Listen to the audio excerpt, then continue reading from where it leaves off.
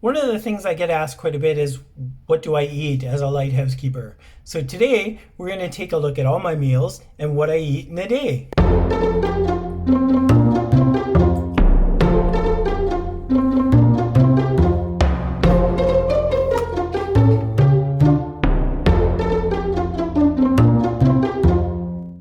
So today I thought we would take a look at what it's like to eat as a lighthouse keeper. And it's not so different, the actual eating part. The problem comes from the fact that you can only get your groceries once a month. You don't have the ability to hit the corner store or go out for dinner or anything along those lines food wise. So you have to be very conscious about what you have in stock for food and how much food you have to ensure that you have enough food from the beginning of a month to the end of the month. So why don't we take a look at all the things that I eat throughout a day, and you'll get a really good idea of what it's like to eat as a lighthouse keeper. After my 3:30 report, I like to have a piece of bread and a bit of coffee. And you may be asking, like, well, how do you get fresh bread? Well, I make my own bread, and I'll put a link in the description below to the recipe that I use, which is a traditional European rye bread recipe, which I really enjoy. And I make a loaf of bread about once a week, and it gives me fresh bread.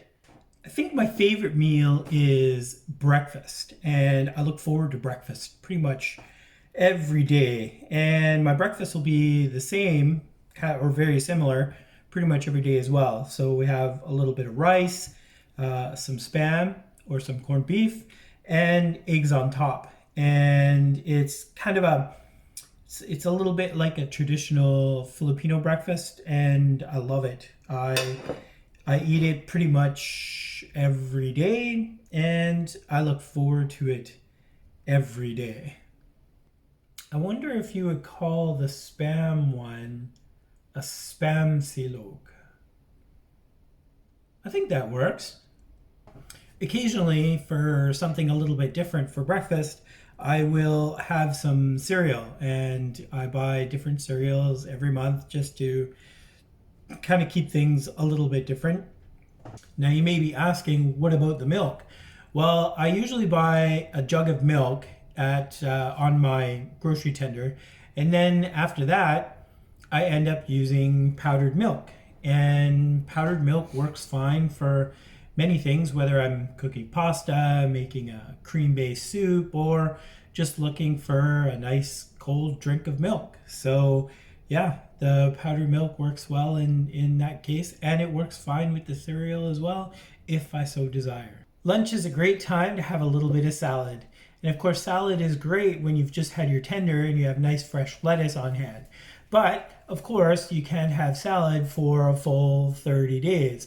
So as I get closer to the end of the month, I look at maybe more pasta, maybe some Mr. Noodles, something relatively easy. So some craft dinner, just some easy, simple pasta. And yeah, that's about it for my lunch. That's about what I enjoy on the lunchtime. So for dinner, I like to keep things pretty simple.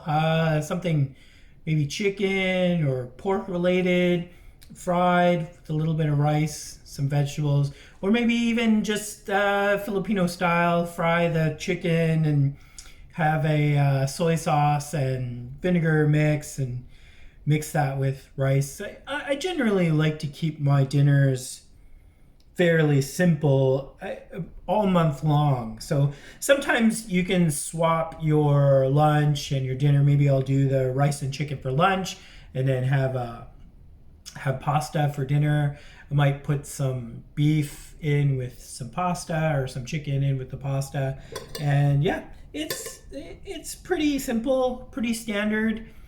I don't think I mix it up all that much, actually. It's kind of the kind of the same thing. Sometimes I skip the dinner if I had like a really big lunch or something along those lines. Then I don't go so big with the dinner, and then maybe have a little bit more of a snack before bed. So yeah, that's dinner.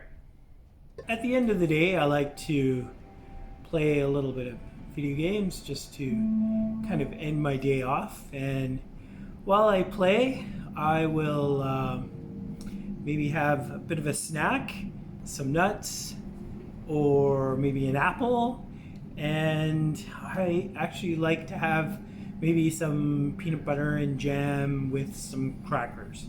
So just a little bit of a snack before I end my day and head off to bed, get ready to start the next day. So that would essentially be what a typical day of eating looks like for me.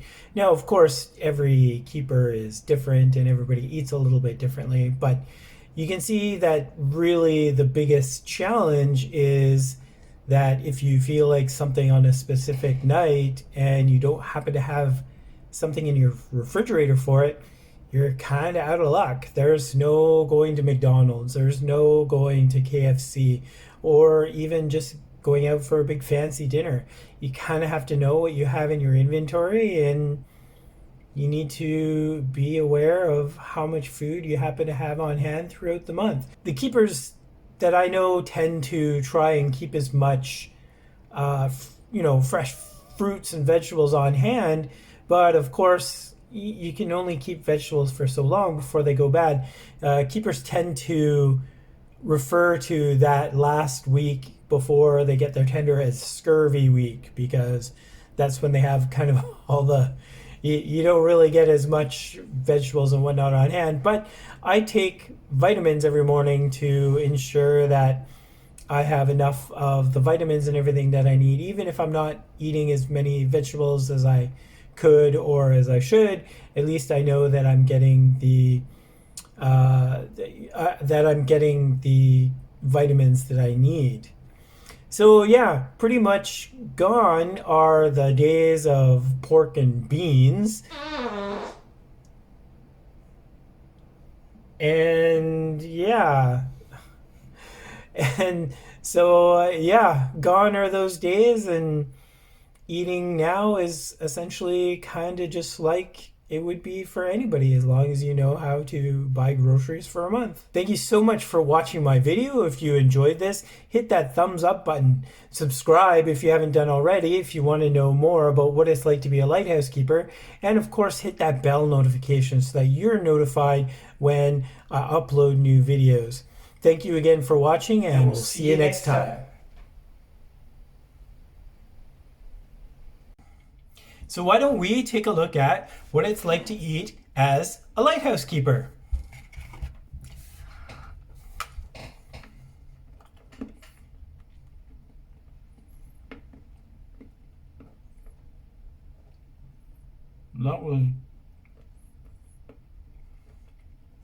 That's a lot of chocolate.